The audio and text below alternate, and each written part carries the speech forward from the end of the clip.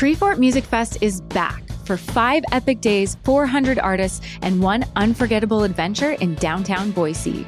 From March 26th through the 30th, catch Sophie Tucker, Remy Wolf, the Linda Lindas, plus experience Ailfort, Dragfort, Skatefort, and more. 5-day general admission passes start at $366. Prices are going up March 1st, so don't wait. You can also snag a zipline pass that gets you to the front of the line all weekend. Get your tickets now at treefortmusicfest.com/tickets.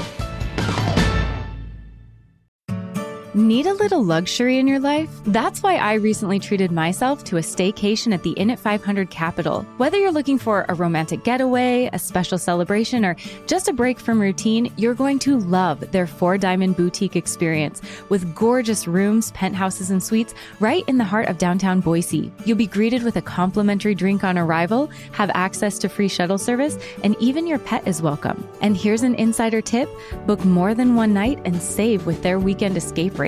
Book your stay now at inat500.com.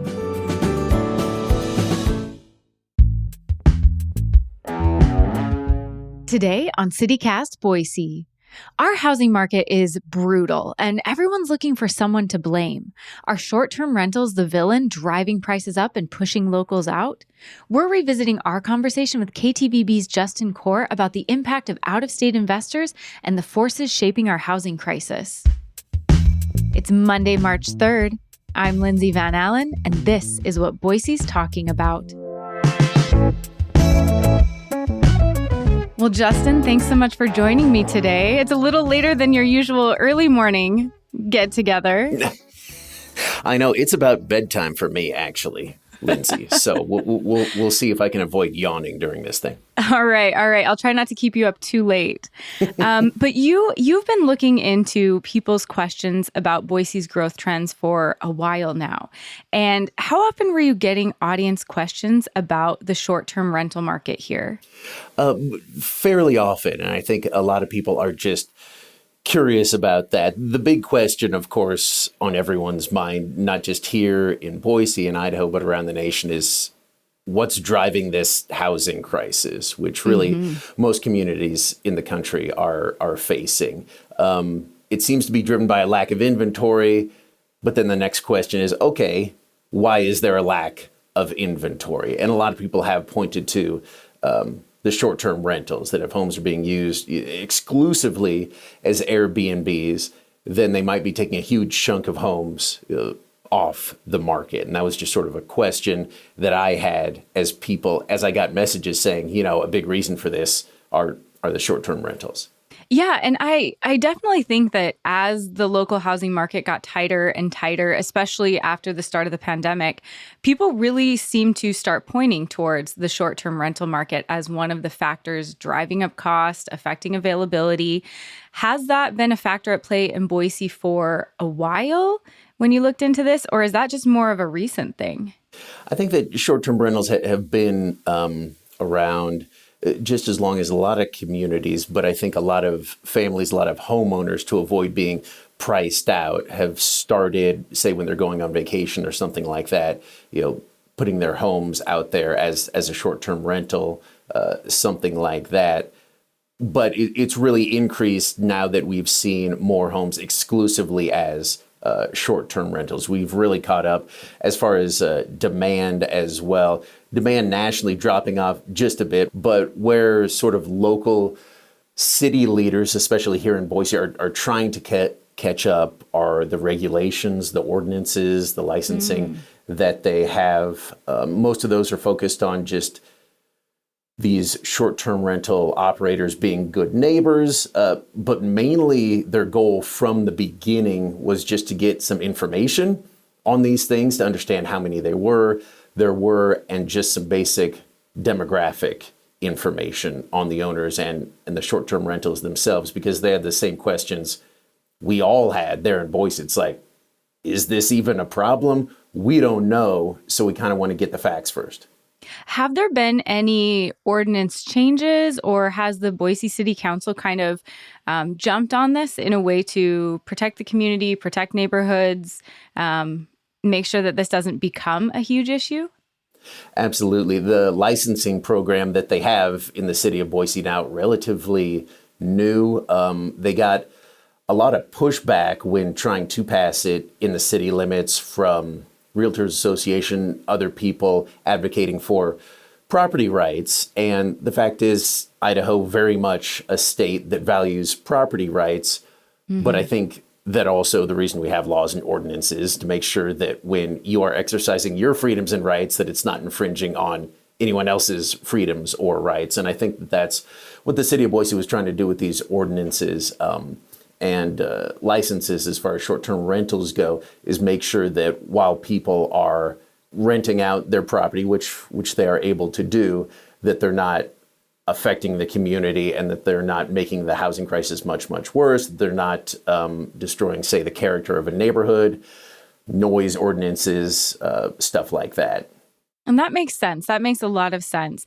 And I was just looking around the Airbnbs around this area, and the prices actually for the majority of places are definitely really competitive, especially when compared to local hotels. Plus, with an Airbnb, a lot of times you get additional amenities like a kitchen, multiple bedrooms, bathrooms, maybe even some outdoor space. And when you looked into this, have the hotels in this area felt the competition from this, or is it just, are they catering to really different audiences? I think they're catering to different audiences and people in communities. So like my family just took a trip and we rented an Airbnb down by the Redwoods because, hey, it was like right on the coast and we wanted it to be right there, and had a family, you know, us and two teens kind of take up a lot of space. It gets pretty crowded in a hotel room. And when we're by that recreation Airbnb, but then when we went farther inland, we wanted to do a hotel because we were seeing family that day. So I think that there are kind of two different audiences, two different markets, kind of demands for Airbnbs and hotel rooms. But sometimes they overlap, and I think that on some level they are both fighting for at least a segment of the same groups of people.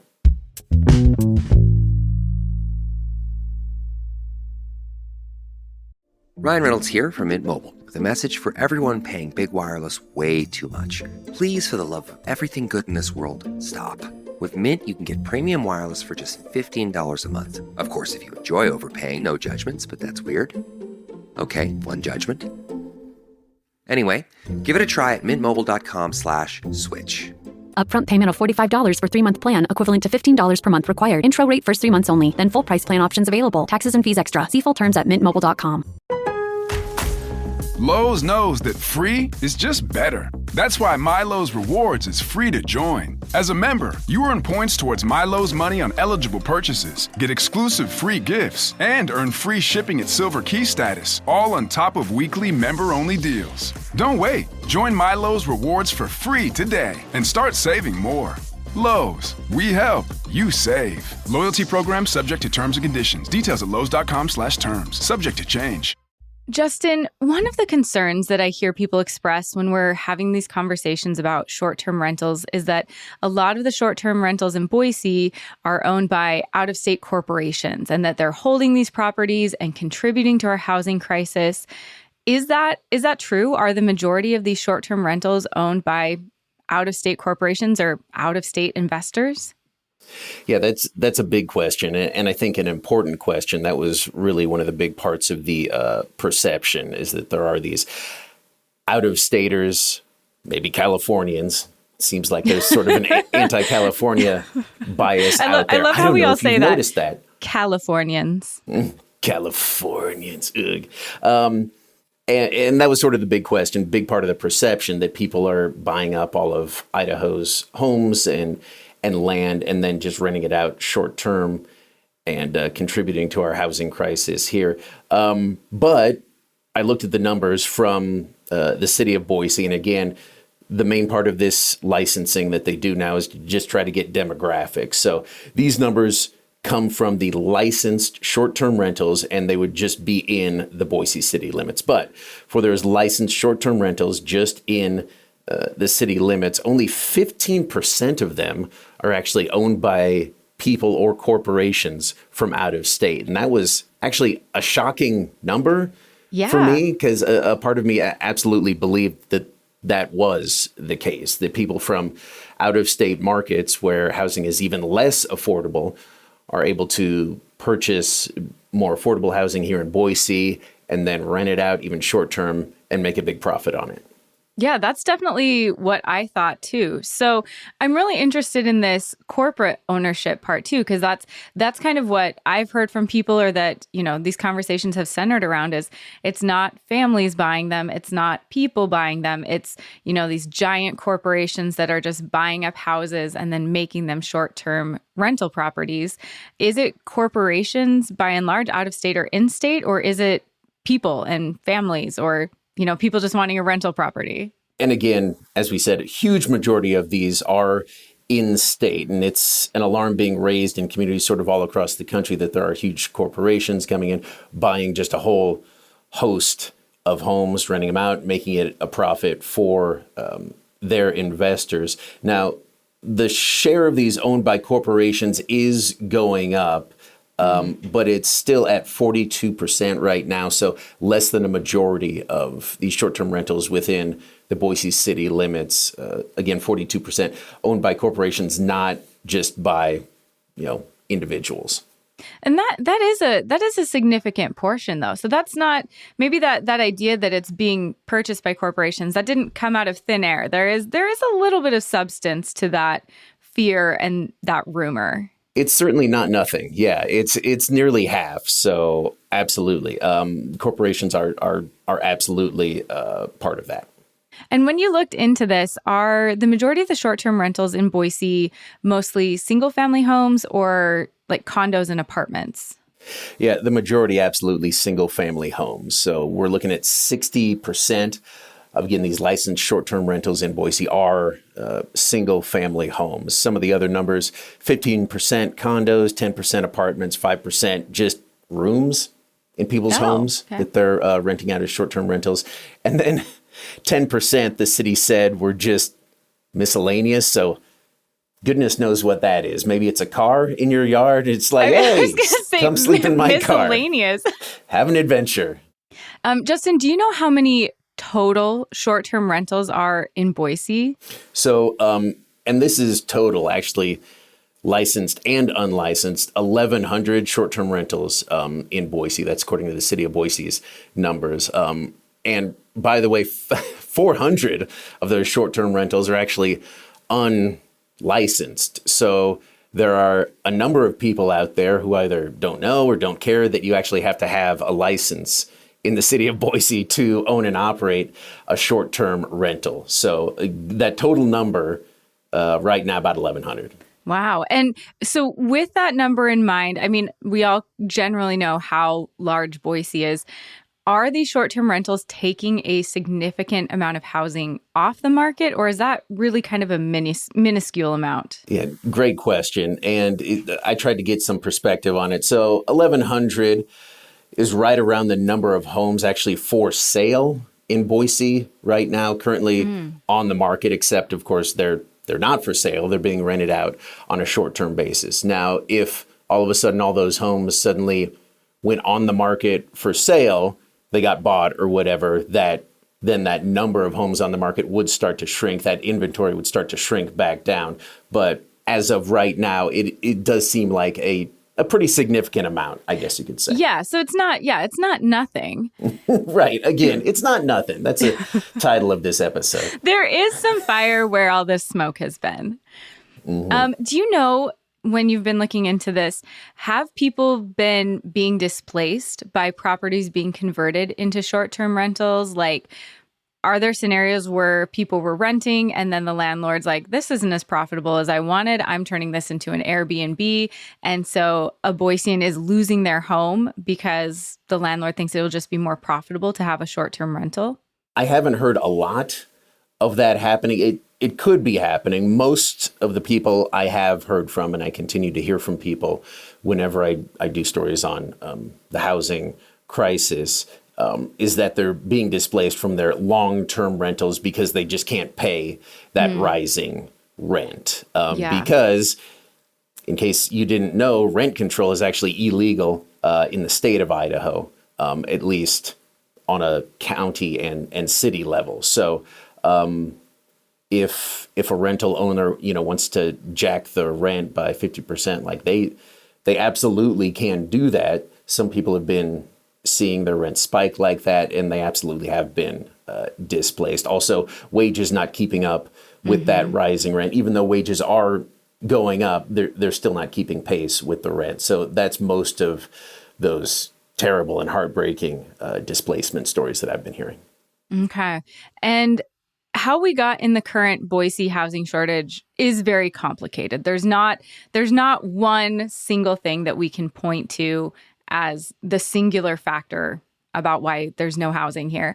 But it could be argued that any homes not being able to be occupied by Boiseans, either as renters or owners, is limiting our already scarce supply. And we've heard over and over and over again, it's kind of basic economics, that our limited supply is driving up rent and prices. So would it be fair to say that these short-term rentals are at least part of the problem when it comes to housing in this area? Very fair and true. It's at least part of the problem. That's the perception. And I think the question is, how big of a part of the problem are they?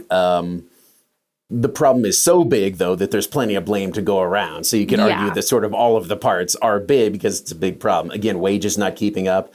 One of the big ones, builders are just not wanting to overbuild again.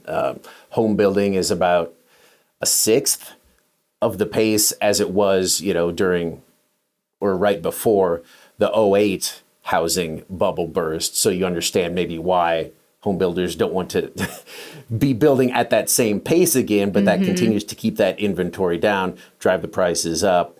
Again, it's supply and demand. Overall, just the lack of affordable housing. Really, the whole idea of these ordinances, though, was to try to identify if this was a problem and then kind of how big it is. And then I guess we'll see what the city of Boise and other folks can do about it, if they can do anything about it.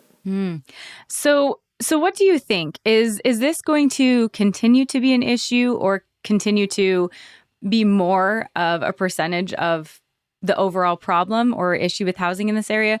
Or does it seem like maybe the appeal of short-term housing investment is starting to wane a little bit with increased housing prices, and people maybe don't want to stay at an Airbnb and do laundry and then pay a cleaning fee? Right. Yeah.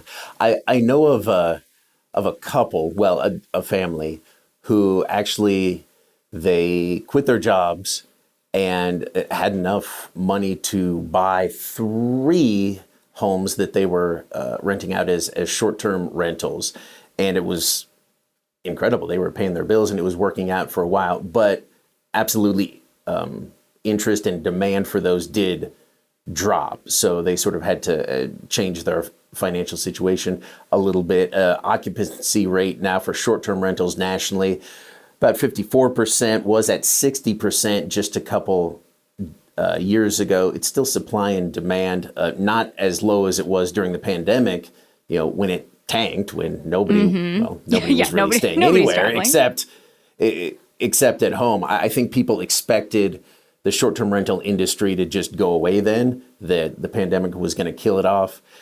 Didn't happen, but it will continue to ebb and flow. It seems like it's waning a little bit right now, but it's not ever going to go away. It's just sort of a fact of life now, and local leaders just have to figure out how to deal with it. Well, thank you so much. I know this is a really complicated issue, and I really appreciate your research into it and coming on CityCast to explain it to us. Lindsay, it was my pleasure. Yeah, hopefully you didn't hear, speaking of the complicatedness, all my notes shuffling around during the whole interview, but I appreciate you talking to me about it. What notes? This is all off the top of your head. All off the top of my head, yes. Steel trap up there. That's all for today here on CityCast Boise. If you enjoyed the show, don't forget to leave us a review so other people can find the show too. We'll be back tomorrow morning with the lowdown on the city of Boise's viral social media. You won't want to miss it.